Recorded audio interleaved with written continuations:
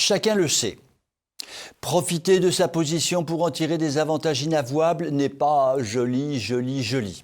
Cela s'appelle le conflit d'intérêts et cela est vieux comme le monde.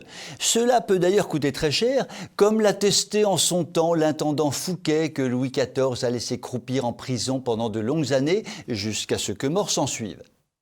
Les élections présidentielles approchant, les réseaux sociaux commencent à bruisser de rumeurs faisant état d'opérations bizarroïdes préparées et décidées par Macronor Covidor en son temps et qui méritent que l'on se penche sérieusement dessus pendant la période électorale qui s'ouvre.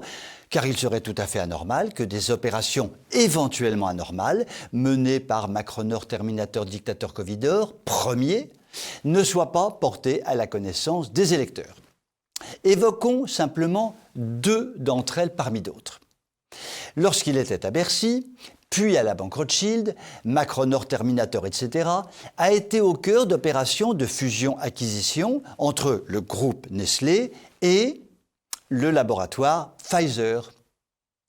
Il est assez probable qu'il ait été rémunéré pour ses bons et loyaux services comme cela se fait habituellement.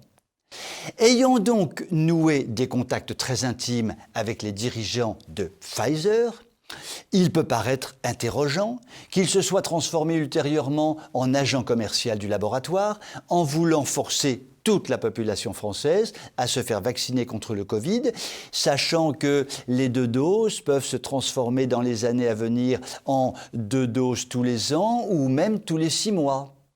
Ce qui assurerait au laboratoire Pfizer une rente annuelle de milliards d'euros.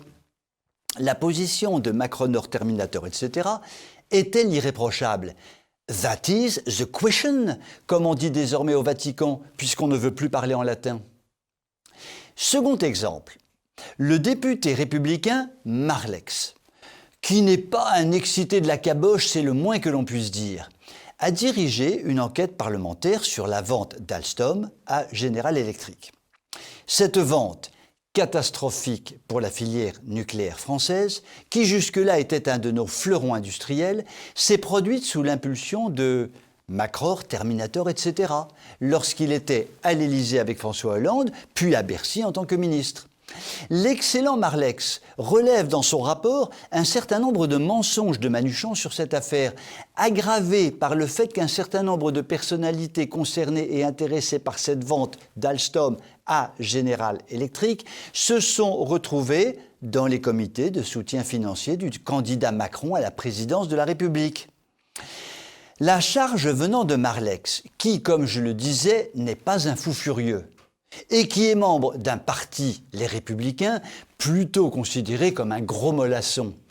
Il n'est pas aberrant de penser que le dossier du Manuchon n'est pas aussi clair qu'une eau de source jaillissant d'un sommet enneigé des Alpes.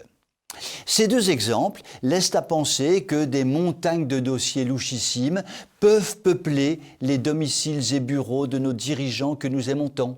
Fillon, en son temps, s'est fait exclure de la vie politique pour des reproches concernant quelques centaines de milliers d'euros. Pas bien, monsieur François Fillon.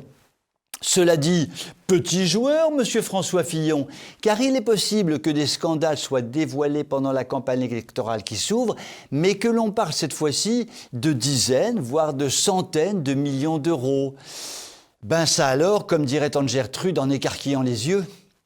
Ce qui est sûr, c'est que nous n'allons pas nous ennuyer pendant les 6 mois qui viennent.